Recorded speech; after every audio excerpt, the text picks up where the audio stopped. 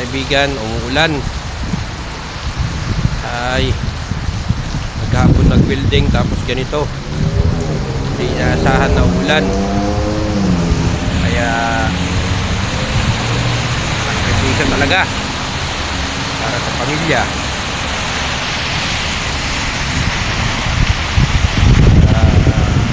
Dapat talaga tiyaga-tiyaga. May sasakyan na sana ako kaso iniyawan ko lang dahil mahirap. Babayad pa ako ng utang ko eh.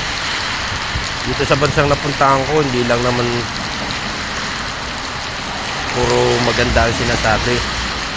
May paghihirap din. Dumarating din talaga yung panahon na sa simula siyempre hirap at nakaraos, ayun, masarap na. Kaya tiyaga lang muna sa ngayon,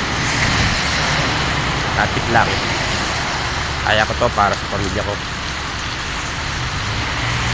Walang imposible sa mga taong may pangarap. Lahat gagawin para sa pamilya. Mabait lang talaga yung amo ko kasi hindi ako nakapagdala ng payong, pero binigyan niya ako ng raincoat at pinairaman niya ako ng payong.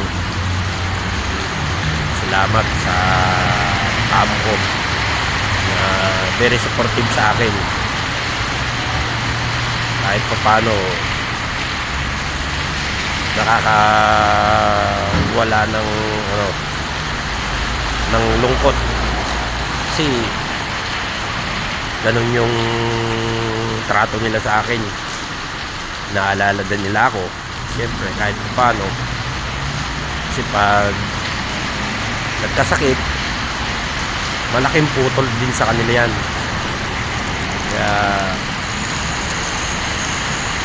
laban lang hanggat may hininga, sabi nga nila. Yan. Go na rin ako pag pwede nang dumaan yung tao. Biglang bumuhos yung ulan. Sarap. Lamig.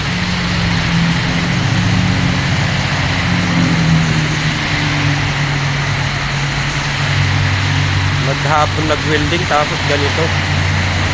Buti na lang pinahinto ako ng alas 3. Papahinga ng kalahating oras. Kung hindi, pasma ang abot nito. Mga kaspark.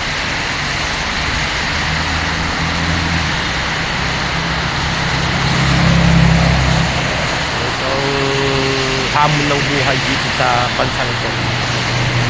Sa mga kagaya kong welder.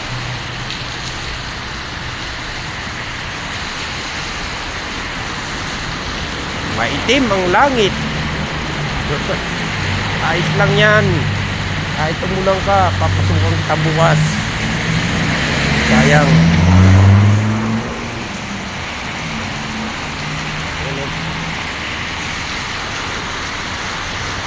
Hirap talaga pag walang sasakyan. Pero kakayanin naman.